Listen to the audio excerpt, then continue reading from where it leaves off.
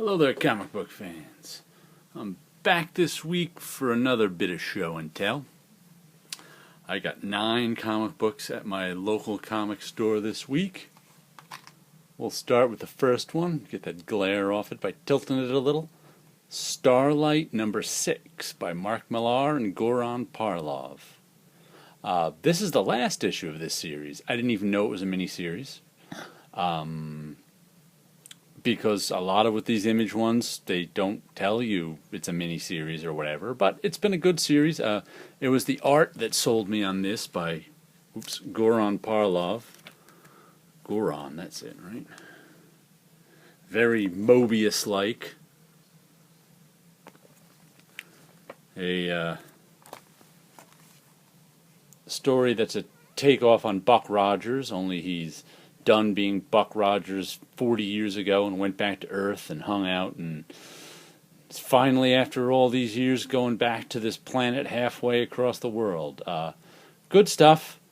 6-issue story. I'm sure it'll be out in trade soon. If you want a good, fun, light little read, this is it.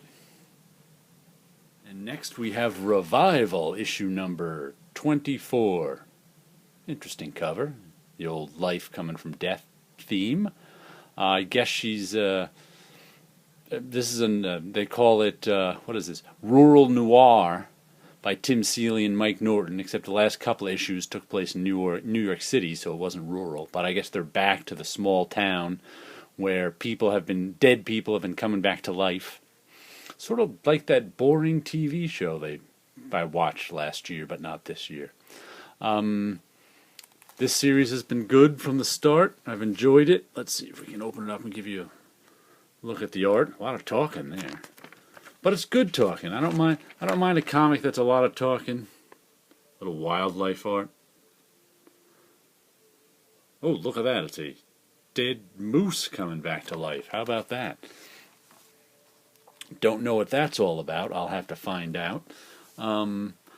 Once again, 24 issues of this have gone by. Wow, time flies, doesn't it? If this was a monthly, that would be 2 years worth. I don't even know how often it comes out. But anyway, this is a good comic, available in trade too. Check out Revival sometime. And now we have Lazarus number 12. Rucka Lark Arcus. Pretty nice cover, looks painted. Or at least computer painted, no black line.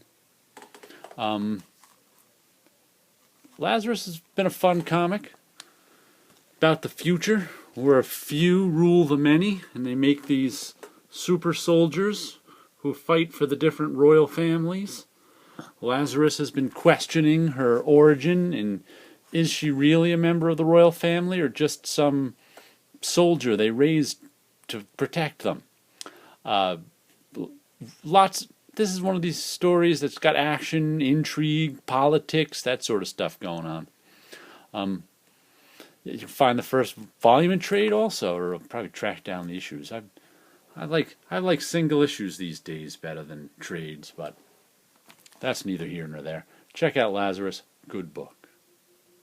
Next we have Butterfly, number 2 of 4. I obviously liked the first issue, so the rest go on my pull list. It's one of these nice Archaea comics. These really use a nice cover stock and give you a wraparound cover, I guess you'd call it, except they could fit it all on the front if they wanted to.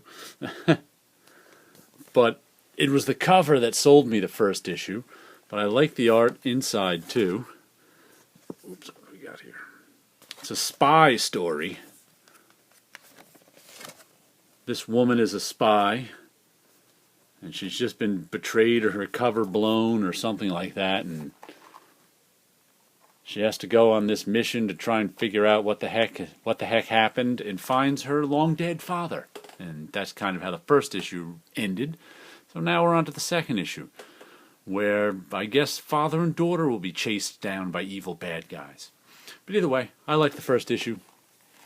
I'm sure I'll like 2 of 4, 3 of 4, and 4 of 4. I better, because I put them on my pull list. Dark Horse presents issue 3, The Dream Gang. Let's get that. 48 pages of 8-page stories. This is that, who does this one? That guy, I remember he did Paradax years and years ago. He's still Milligan. Let me see, what's the name of this guy? I have to look now. Brendan McCarthy, that's it. He's the artist.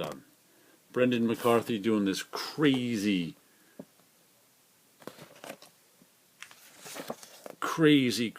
color art. And the rest of it has, there's a nice back cover by, what's that guy? Jeff Darrow, that's his name. And then the rest we have all sorts of Resident Alien, that's a good story. Is there a regular Alien story in this one? I don't remember. But anyway, I'm one of those people who likes anthology comics. I don't care if there's only 1 or 2 stories that I really like in it. I like the variety of an anthology comic, so I'll keep getting it. Now we have The Wicked and the Divine, issue 5. I must say this series has surprised me a whole lot in terms of it kind of turned into a whodunit. It's the story about a bunch of gods who come back every 100 years and live for 2 years. Now they get to live in the media age. And one of them may have killed someone, and there's a murder mystery going on.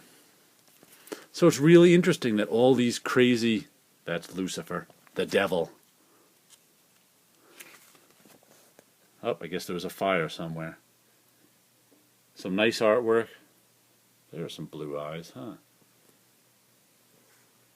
There's a nice shot. I like that woman.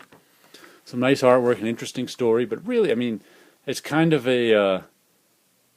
mostly been sort of a little psychological study of these gods, and also a murder mystery. The human beings have barely kind of been in it these first 5 issues. The human beings have mostly been plot devices, I should say, because there's plenty of human beings in it. But an interesting series. I'm enjoying it a lot. I enjoy these face covers with logos over them. I wouldn't think I'd like covers with logos over faces, but they're doing a nice job with it. I'll keep getting The Wicked and the Divine. And here we have The Walking Dead 133, Impending Doom. Zombies coming after people on horses. I've liked this new direction and the new story. It was a little slow starting, but people dressing up in zombie suits, I think, happened last issue, so we'll have to see where they go with that. But I gotta say, that's one of the nicer covers by Charlie Adlard. And yeah, it's The Walking Dead. If you don't know The Walking Dead exists by now, I got nothing for you. Here we go with Stray Bullets, issue 8. One of my favorites always, Stray Bullets. We've mostly had a story of a young teenage couple in love trying to make their way in the world, except they both come from bad circumstances, and the girl knows a lot of criminals. So things don't work out for it. Just when you think things are going to work out, things don't work out. Glorious Black and White by David Lapham. He uses this 8-panel grid to tell the story the whole time. And I don't know when Stray Bullets first debuted, but I've been buying it since almost the beginning. And I'm glad to see it back. So pick up all the Stray Bullets you can. And finally, we have 13 Coins #1. I have no idea what this is. I only picked it up because I haven't bought anything by Simon Bisley, maybe ever. I'm trying to think now. Because I was never a huge Simon Bisley fan, but I always kind of liked his stuff, but he was never really to my taste. But I was like, you know what? I haven't seen any Simon Bisley artwork in a long, long time. Maybe I'll pick this up and give it a read. His style, there's definitely a lot of smoothness to it that wasn't once there when I remember Simon Bisley from, the 90s probably was last time I saw much Simon Bisley. Oh, that's very nice. He does great monsters, and there are some. It's easy on, yeah. Art by Simon Bisley, colors by Ryan Brown. They're doing a nice job together in this one. Like I said, big boobed woman with a gun.